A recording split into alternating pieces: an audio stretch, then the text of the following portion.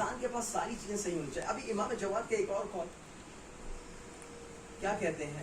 کہتے ہیں اربع خصال تعین المرء علی العمل. 4 چیزیں ایسی ہیں جو ایک انسان کو عمل پر ابھارتی ہیں. الصحۃ والغنى والعلم.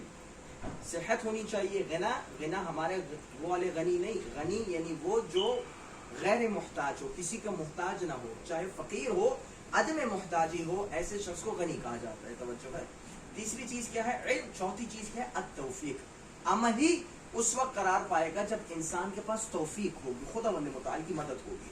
آپ کتنے ہی ظاہری اسباب پر اپنے توجہ کو متوجہ رکھیں، لیکن جب تک خدا کی مدد نہ ہو وہ چیز فروٹیشن میں نہیں آتی، وہ چیز عمل میں نہیں آ سکتی. توجہ ہے. پہلی چیز مولانا نے کیا کہا؟ توفیق. دوسری چیز کیا کہی؟ وواعظ من نفسه. دوسری چیز کیا ضروری ہے؟ کہ انسان کا اپنا ایک مولوی صاحب ہو جو اس کے دل میں ہو. یہ کیا بات میں نے کہہ دی. مولوی صاحب بیچارے آتے ہیں، پڑھتے ہیں، آپ بھی سنتے ہیں، ہم نے بھی کتنی مجلس سے سنی اور سن لی. 10 دن بعد آپ پوچھیں تو آپ کو یاد نہیں ہوگا کہ کیا پڑھا ہے. بس ایسا نہیں بننا ہمیں.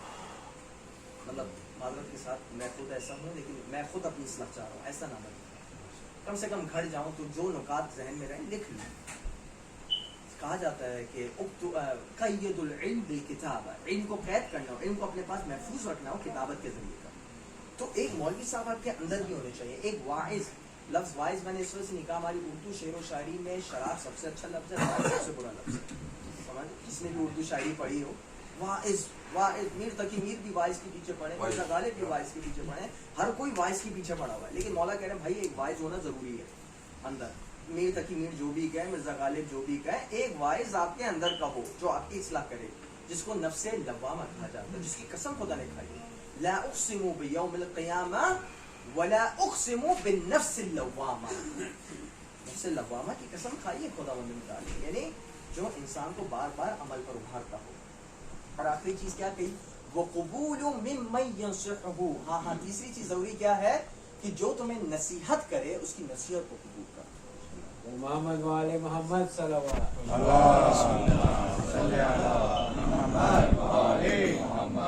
ضروری ہے. یعنی ہمیں نصیحت کی جاتی ہے نا، اس میں بڑے چھوٹے کا خیال نہیں رکھنا. اگر کوئی چھوٹا بھی نصیحت کر رہا ہو اس کو، اگر وہ واقعتاً ناصح ہو، اگر واقعتاً وہ آپ کی اچھائی چاہتا ہو، تو اس کی نصیحت کو قبول کرنا ضروری ہے. لیکن جب میں نے نصیحت کا لفظ کہا، نصیحت کبھی کسی کی اصلاح کے لیے ہوتی ہے اور نصیحت کبھی اپنا ما فی الضمیر بتانے کے لیے ہوتی ہے. یہ کیا جملہ میں نے کہہ دیا. نصیحت کبھی کبھی ہوتا ہے کہ انسان اپنے عقیدہ ولایت کے اظہار کے لیے کچھ الفاظ کہتا ہے جو بظاہر نصیحت ہوتی ہے لیکن اس کے پختگی ایمان پر دلالت کرتی ہے.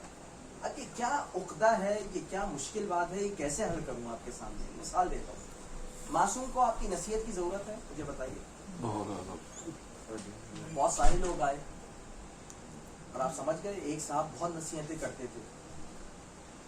نصیحت کہہ لیجئے، دخل اندازی کہہ لیجئے، پاؤں اٹکانا کہہ لیجئے، اس کو جو بھی کہہ لیجئے آپ. ہر چیز میں دعنی یا رسول اللہ اضرب عنقہ. رسول اللہ مجھے اجازت دیجئے، اضرب عنقہ، میں جلد سے جلد اس کی گردن تمام کرتا ہوں. رسول کہتے ہیں آپ اتنا جلدی مت کریں. جب گردن قربان کرنی ہو تو اس وقت گردن آپ قربان نہیں کرتے، جب نہیں کرنی ہوتی آپ فوراً کہتے رہتے ہیں. توجہ بار بار. تو کیا کہنا چاہ رہا تھا؟ تو مسکراہٹ آ جاتی ہے انسانوں کے ذہن میں، چہروں پر بھی. نصیحت کبھی کبھی انسان کے اظہار کے لیے ہوتی ہے عقیدے کی. میں مثال آپ کو ایک دلیل دیتا ہوں. معصوم کو ضرورت نہیں ہے، لیکن بار بار جب آپ بعض بزرگ شخصیات کو یاد کرتے ہیں تو کیا یاد کرتے ہیں؟ کہ آپ نے خداوند متعال کی حجت کی نصیحت میں کوئی کوتاہی نہیں. ایسا ہی مسائل سے متصل ہوا. سرکار وفا کی زیارت کرتے ہیں. اشہد لک بالتسلیم والتصدیق والوفاء والنصیحۃ لخلف النبی المرسل. آج کوشش کریں گے مسائل سننے سے پہلے آپ ان دلہوں کو بھی ذہن میں رکھیں جن کی شادی منعقد ہونے جا رہی ہے. سب کو ان کے لیے دعا کرنی ہے آج، اور ان کے خانوادے کے لیے بھی دعا کرنی ہے، موجودہ خانوادے کے لیے بھی کرنی ہے. آج بہت سارے لوگ وہ ہوں گے جو اپنی حاجات لیے آئے ہوں گے، بہت کرب میں مبتلا ہوں گے، بہت مشکلات میں مبتلا ہوں گے. آج سرکار وفا کے تھوڑے سے مسائل میں پڑھوں گا चाहता हूँ कि सरकार वफा के वसीले से खुदा उन सब की मुश्किलात को आसान करे। मोहम्मद व आले मोहम्मद सलवात। अशहदु लका बित्तस्लीम व तस्दीक़ व वफ़ाई व नसीहा, मैं गवाही देता हूँ ऐ सरकार वफा, आप मुतलक तस्लीम थे, आप सरापा तस्लीम थे, सरापा अताअत थे, सरापा वफा थे और सरापा नसीहत थे। किसके? उसके लिए नसीहत किया करते थे जो रसूल अल्लाह की तरफ से उम्मत के लिए हुज्जत और खलीफा। अशहदु अन्नका, जब आप गवाही देते ना, कद नसहत लिल्लाहि व लिरसूलिहि व लिअखीका फनिअमल अखुल मुवासी, मैं गवाही देता हूँ सरकार वफा, आपने नसीहत की किसके लिए? खुदा के हुजूर, खुदा तक पहुँचाने के लिए, खुदा से इत्तिसाल के लिए, रसूल के लिए नसीहत की, और सबसे अहम बात आपने अपने भाई के लिए नसीहत की। नसीहत से मुराद क्या? कभी सईदुल शुहदा को आके कोई पैगाम पहुंचाते थे, कभी दुश्मनों को सईदुल शुहदा की तरफ मुतवज्जे करते थे। क्या बात पता चली? नसीहत कभी अपने अकीदे के इजहार के लिए होती है, मशवरा देने के लिए नहीं। किस ज़ात के मुतालिक बात कर रहा हूँ? सरकार वफा के मुतालिक बात कर रहा हूँ। कौन सरकार वफा? आज भी करबला जाइए, सब मशी करेंगे इंशाल्लाह। जेलों में जाते हैं, जेलों के अलावा मशी करते हैं। आपने देखें जब नंबरिंग शुरू होती है तो नजफ और करबला का जो मेन हाईवे है वहाँ से शुरू होती है, ख़त्म कहाँ होती है? आखिरी इख्तिताम सरकार वफा के हरम के आगे होती है। यानी देखो, ए अज़ादारों और ए अज़ादारान सैयदुल शुहदा, जब तुम लोग आओगे ना तो मैं इस्तकबाल करूँगा। ये मैं किस तरीके सरकार वफा की ज़ात को आपकी खिदमत में अर्ज़ करूँ। सईदुल शुहदा जब हज़रत अब्बास इजाज़त मांगने आए हैं, सईदुल शुहदा ने, दिल मेरा ये कहता है, नज़र आस से देखा होगा, बड़ी आस लगा के देखा होगा, बड़ी मोहब्बत से देखा होगा, उसमें मोहब्बत भी होगी, अफसोस भी होगा, शहादत का गम भी होगा। एक दफ़ा देखते हैं, कहते हैं ए अब्बास, आप तो मेरी फ़ौज हैं, अगर आप चले जाएंगे तो मेरी फ़ौज तितर बितर हो जाएगी। बईद नहीं, हज़रत अब्बास ने कभी दाएं जानिब देखा हो, कभी बाएं जानिब देखा हो, और शायद अर्ज़ किया हो, मौला वो फ़ौज ही कहाँ जिसका मैं अलमदार था। बईद नहीं, हज़रत इमाम हुसैन ने कहा, ए अब्बास, आपका वजूद ही मेरी पूरी फ़ौज पर दलाल करता है। इजाज़त मांगने आए ना, इजाज़त नहीं मिली। एक दफ़ा बच्चों की गिरिया की आवाज़ सुनी। बच्चे क्या पुकार रहे थे? अल आतश,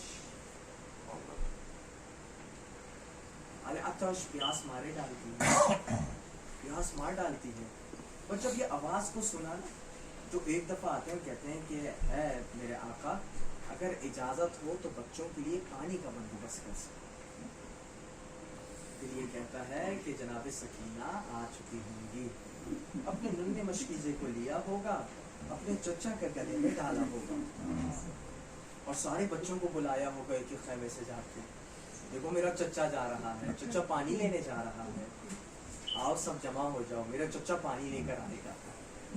बस देखें हज़रत अब्बास के ऊपर जिम्मेदारी क्या थी। एक दफ़ा जाते हैं, फौज से लड़ते हैं, एक दफ़ा नहर अलकमा पहुँचते हैं। नहर अलकमा पर अपनी हुकूमत का ऐलान करना होता है, पानी को उठाते हैं। जब पानी को उठाते हैं ना, सईदुल शुहदा की प्यास नहीं भूले, अपनी हुकूमत का इजहार करना है। इस पानी की वजह से हमें पानी नहीं दे रहे, तो ये पानी अब्बास के इख्तियार में है।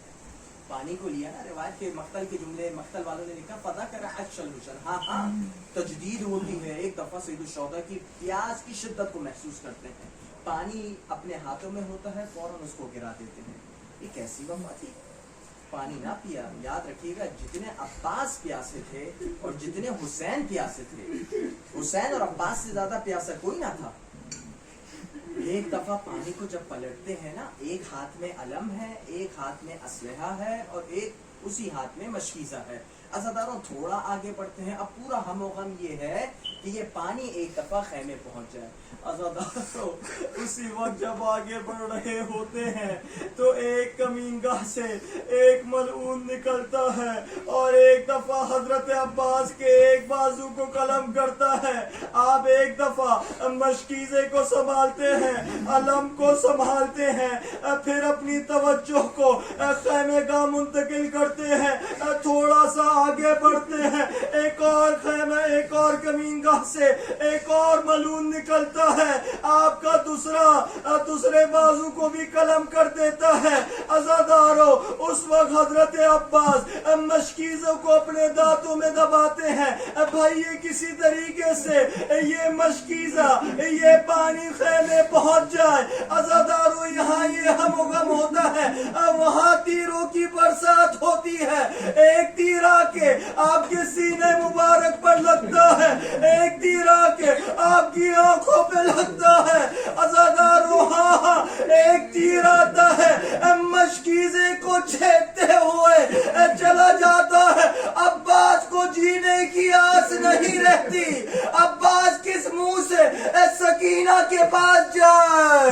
عزاداروں اسی ہم و غم میں مبتلا ہوتے ہیں. ایک ملعون آتا ہے, ایک داہنی گرز کو لیتا ہے اور آپ کے سر مبارک پر مارتا ہے.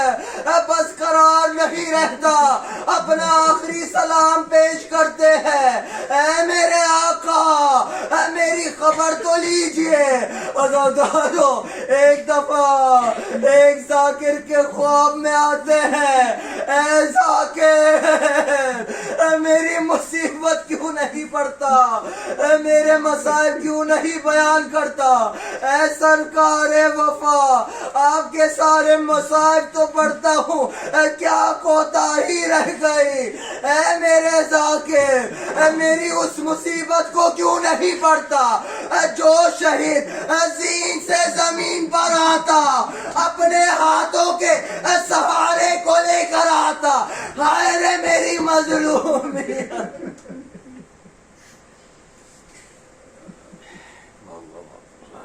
إنا لله وإنا إليه راجعون وفقا بقضائه وتسليما لأمره. خداوند متعال ہماری اس کلیل کو اپنی بارگاہ میں قبول فرما. خداوند متعال حاضرین کی جملہ حاجات کو اپنی بارگاہ میں قبول فرما. خداوند متعال حاضرین کے مرحومین کو اعلی علیین میں جوار آل محمد میں جگہ نصیب فرما. خداوند متعال بہت ساری حوائج تیری بارگاہ میں لائے ہیں, بالخصوص جن بھائیوں کی شادی منعقد ہونے جا رہی ہے, خداوند متعال ان کی شادی کو مبارک فرما. خداوند متعال اس خانوادے پہ, حاضرین پر, تمام پر اپنی رحمتوں کا نزول فرما. خداوند متعال جو عائلی عنوان سے پریشان ہے, جو معاشی عنوان سے پریشان ہے, جو کسی بھی عنوان سے پریشان ہے, آج سرکار وفا کی مصیبت کو ہم نے یاد کیا ہے, ان کے مصائب کو یاد کیا ہے. خداوند متعال ہم سب کی مشکلات کو آسان فرما. خداوند متعال ہم سب کا خاتمہ بالایمان اور خاتمہ بالخیر فرما. صلوات علی محمد و آل محمد.